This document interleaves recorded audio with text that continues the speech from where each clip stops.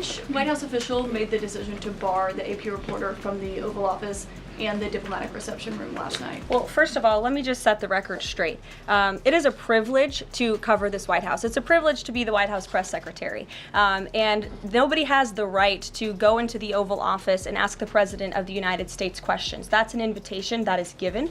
And there are hundreds of outlets on this campus, many of you in this room who don't have the privilege of being part of that pool every single day and getting to ask the President questions. We reserve the right to decide who gets to go into the Oval Office, and you all have credentials to be here, including the Associated Press, who is in this brief. I was very upfront in my briefing on day one that if we feel that there are lies being pushed by outlets in this room, we are going to hold those lies accountable. And it is a fact that the body of water off the coast of Louisiana is called the Gulf of America. And I'm not sure why news outlets don't want to call it that, but that is what it is. The Secretary of Interior has made that the official designation in the geographical identification name server, and Apple has recognized that, Google has recognized that, pretty much every other outlet in this room has recognized that body of water as the Gulf of America, and it's very important to this administration that we get that right, not just for people here at home, but also for the rest of the world.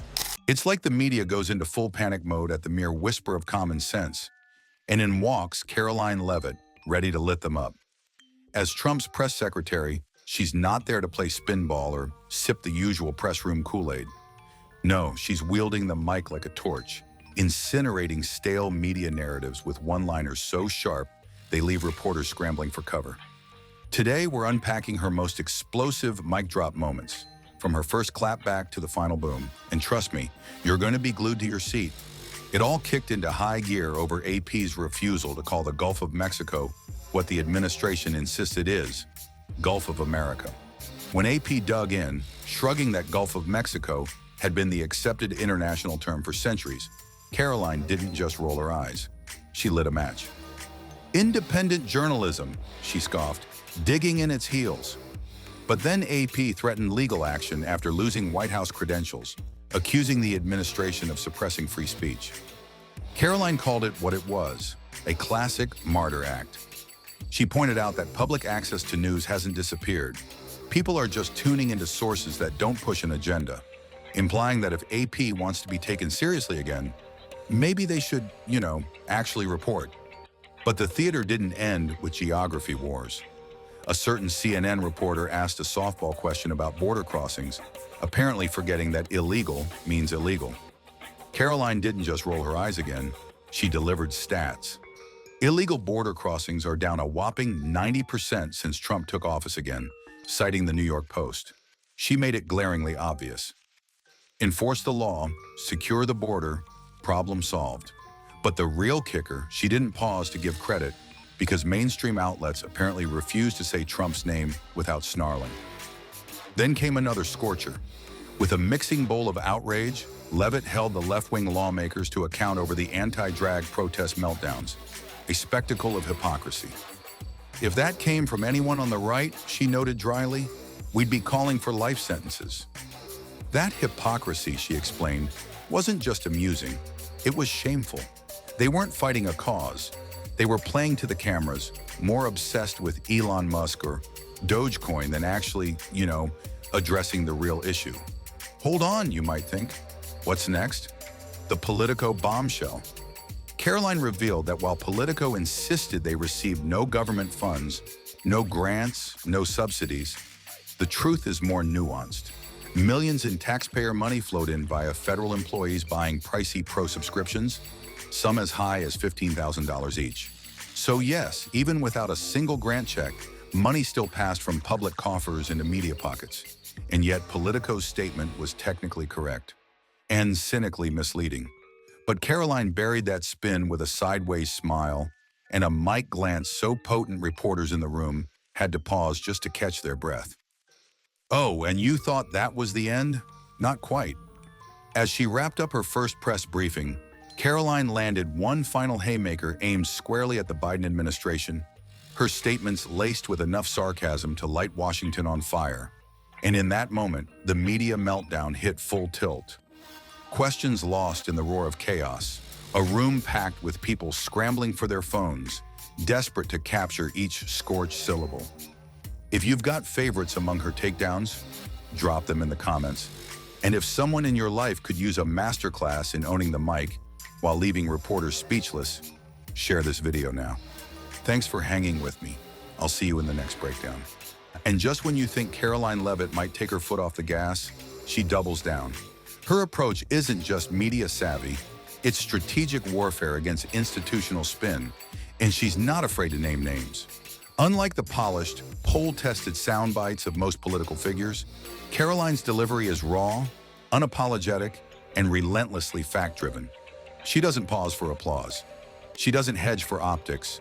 She swings hard and lands clean, whether it's dismantling a lazy headline or exposing bureaucratic hypocrisy that's been festering unchecked.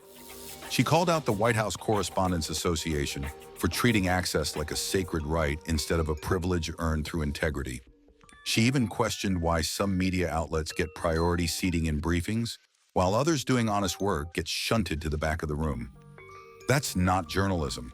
That's club politics. And it's not just the press corps squirming.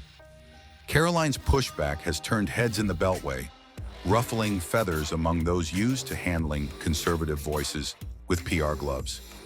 She's shifting the tone in DC press briefings from scripted theater to an actual exchange of information. And that terrifies the establishment.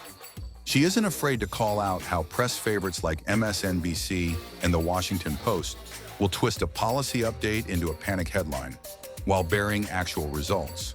Her insistence on holding reporters accountable in real time, correcting them with receipts and direct quotes, has put her in a league of her own. She's not just rewriting the narrative, she's burning the old one down and daring anyone to rebuild it honestly. And every time she calls out the disconnect between media outrage and public interest, she pulls back the curtain on just how desperate the legacy press is to keep control of the story. With every appearance, Karoline's making it crystal clear. If you're going to play narrative games in her briefing room, you'd better bring more than a smug tone and a tired script. Because she's got facts, a mic, and no patience for spin. ChatGPT said what's becoming increasingly clear is that Karoline Leavitt isn't just redefining the role of a press secretary, she's actively dismantling the media industrial complex in real time, brick by brick, briefing by briefing. Where previous press secretaries might have treaded carefully to avoid media blowback or massaged language to keep networks friendly, Karoline doesn't bother with optics. She doesn't care if her words trend on Twitter for the wrong reasons, because to her, truth isn't a negotiation, it's a battering ram. Whether she's facing off against a CNN correspondent pushing a provably false immigration narrative, or correcting a New York Times reporter who conveniently omits the administration's achievements, she does it with the speed and precision of someone who's done her homework and brought a red pen. And it's not just that she's factually correct, it's that she's flipping the entire dynamic of the press room, turning what used to be a media firing squad into a pop quiz they keep failing. Take her now infamous exchange with a reporter who questioned the administration's immigration enforcement, asking why illegal crossings were criminalized at all. Karoline didn't blink. She laid out the law, cited statute, referenced border data from the Department of Homeland Security, and then tossed in a bit of reality. Maybe if past administrations had actually enforced the law, we wouldn't be having this conversation. That kind of unscripted candor would have been unimaginable in prior years. But this isn't business as usual. Karoline has cracked the code.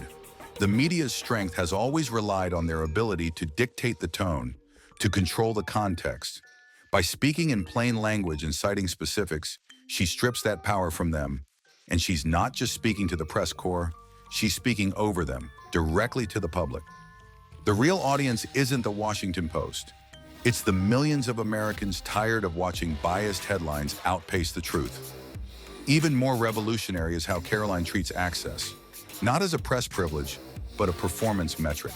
She's already made it known that access isn't guaranteed just because you've got a recognizable logo on your mic. If your questions are dishonest, agenda-driven, or just plain lazy, you might find yourself iced out. And while legacy outlets scream censorship, Karoline points out what few dare admit. It's not censorship to refuse airtime to propaganda.